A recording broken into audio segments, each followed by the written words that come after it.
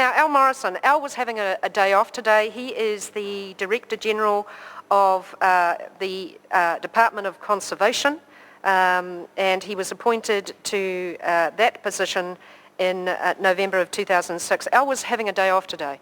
So he has put on a suit and come in here just for you. So I think that deserves a round of applause.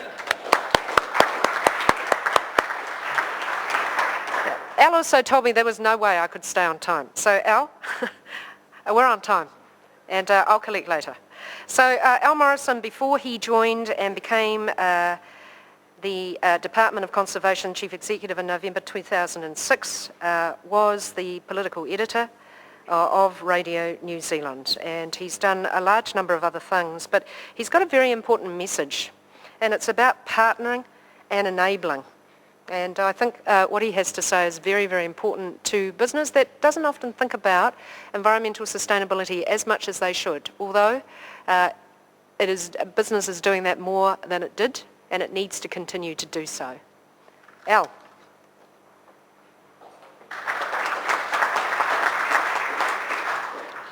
I can't believe there's a topic left, actually. But Mai has asked me to talk about partnerships because DOC is trying to move out of its silo and run a partnership model.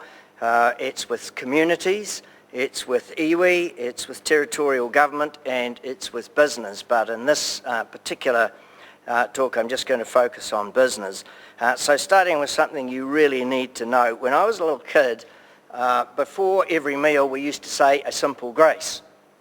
And it went like this: for what we are about to receive, may we be truly thankful.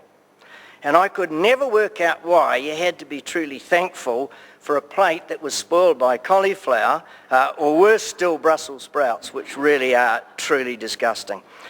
Unfortunately, the being truly thankful was backed by a policy that you didn't leave the table until you'd finished what was on your plate. And if the starving children in Africa argument failed to back the policy, then the wooden spoon surely did. The point is that historically, DOC has approached its relationship with business for conservation in that way. We have been truly thankful for what we, or anything we receive. And that is the nature of sponsorship. It's largely a one-way street, and it's typically more about fashion, passion, and ration than the value it adds to each party. We are, of course, genuinely thankful for those businesses that have stuck with conservation through the changing tide of sponsorship fashion.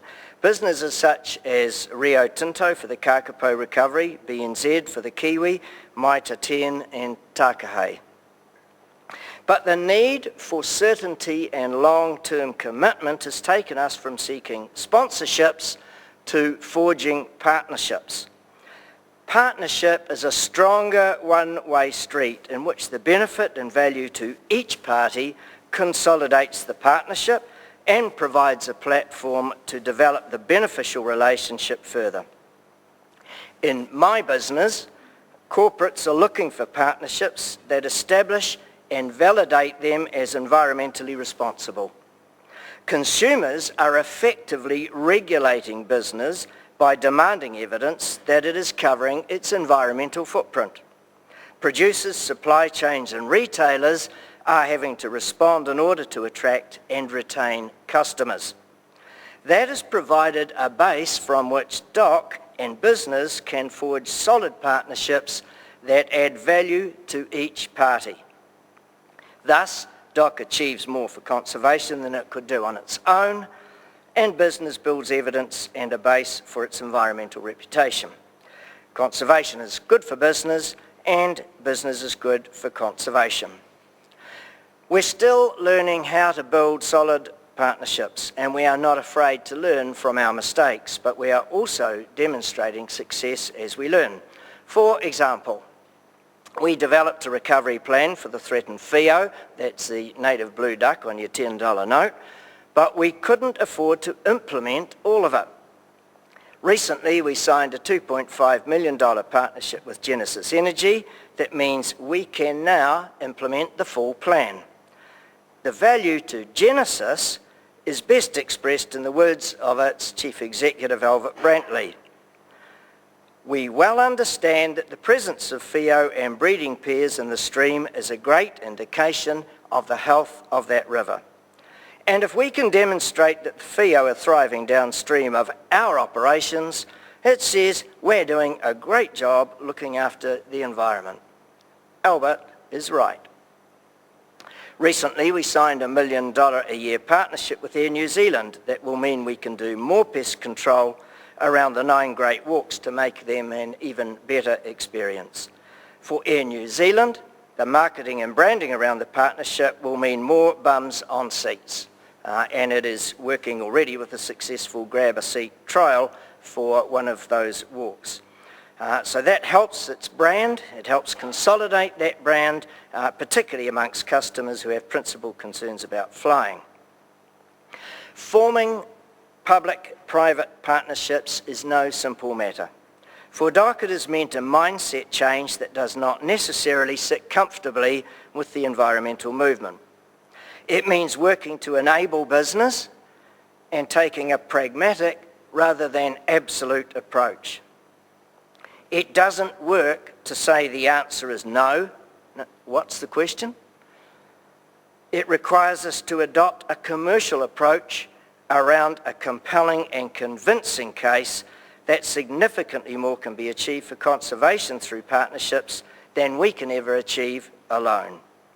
It requires a balancing act, enabling where we can, but setting bottom lines and ensuring the value proposition that nature has worth in itself is not compromised. Currently, the Parliamentary Commissioner for the Environment, Jan Wright, who you heard a minute ago, is breathing down our neck to ensure that our approach, our commercial approach, is sound. And the Auditor General, who you also have just heard, has taken a welcome, I think, interest in our success rate for biodiversity.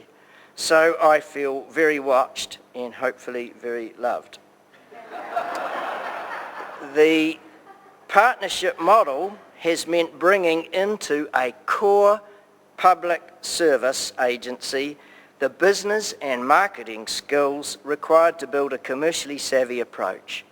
It means supporting that with policy settings, systems, processes and tools that help us negotiate skillfully from a strong business case to ensure partnerships entered into provide real gains for conservation and deliver real value for our partners.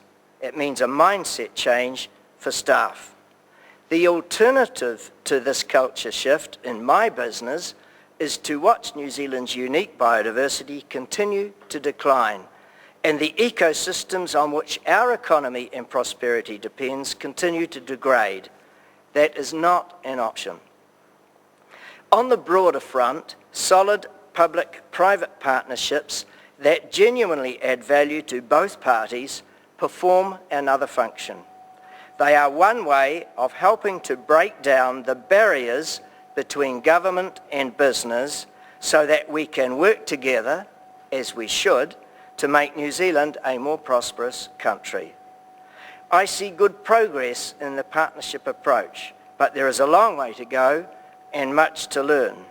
I will know we are succeeding and we can be truly thankful when the cauliflower of business comes smothered in cheese sauce and nobody sees DOC as the Brussels sprout on the plate.